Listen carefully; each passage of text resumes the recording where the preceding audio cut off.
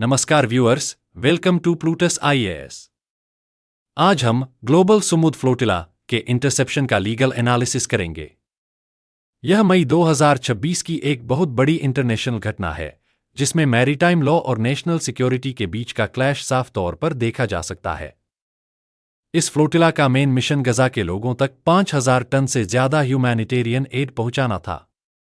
इसके साथ ही यह मिशन फ्रीडम ऑफ नेविगेशन को प्रमोट करने और नेवल ब्लॉकेड के खिलाफ एक पीसफुल और नॉन वायलेंट मैसेज देने के लिए डिजाइन किया गया था। यह घटना गजा के कोस्ट से लगभग 1000 किलोमीटर दूर ग्रीस के पास इंटरनेशनल वाटर्स में हुई। इतनी दूर समुद्र के बीचों बीच किसी एड शिप को रोकना इंटरनेशनल लॉ के हिसाब से एक बहुत बड़ी डिबेट और लीगल कंफ्यूजन पैदा करने वाला मुद्दा है। यहां 3 मेन लीगल कॉन्सेप्ट्स समझना जरूरी है। पहला, यूएन क्लॉज जो फ्लैग स्टेट की पावर बताता है। दूसरा, फ्रीडम ऑफ नेविगेशन का अधिकार। और तीसरा, सैन रेमो मैनुअल जो नेवल वॉरफेयर और ब्लॉकेड के रूल्स को गाइड करने के लिए यूज होता है। इस मामले में 2 अलग पॉइंट ऑफ व्यू हैं।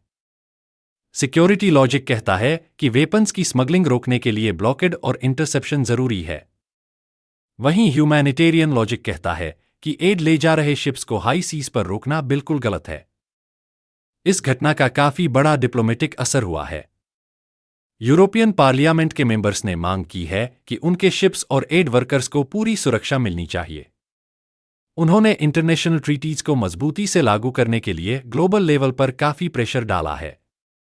इसका कंक्लूजन यह है कि यह केस मैरीटाइम लॉ के लिए एक बड़ा लैंडमार्क है। यह दिखाता है कि जब नेशनल सिक्योरिटी और इंटरनेशनल राइट्स आपस में टकराते हैं तो रूल्स बेस्ड ग्लोबल ऑर्डर काफी कमजोर पड़ सकता है, जिसे बैलेंस करने की सख्त जरूरत है। तो व्यूअर्स, मैरीटाइम सोवरेनिटी और सुरक्षा के फ्यूचर को लेकर आपके क्या विचार हैं? क्या आपको लगता है कि सिक्योरिटी के नाम पर समुद्र के ग्लोबल नियमों को बदलना सही है?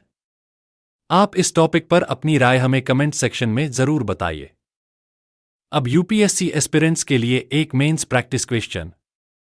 इंटरनेशनल वाटर्स में ह्यूमैनिटेरियन शिप्स को रोकना यूएन क्लॉज और ग्लोबल मैरीटाइम कॉमन्स की स्टेबिलिटी के लिए क्या मायने रखता है? इसका क्रिटिकल एनालिसिस कीजिए। अपना 250 शब्दों का आंसर लिखकर प्रैक्टिस जरूर करें।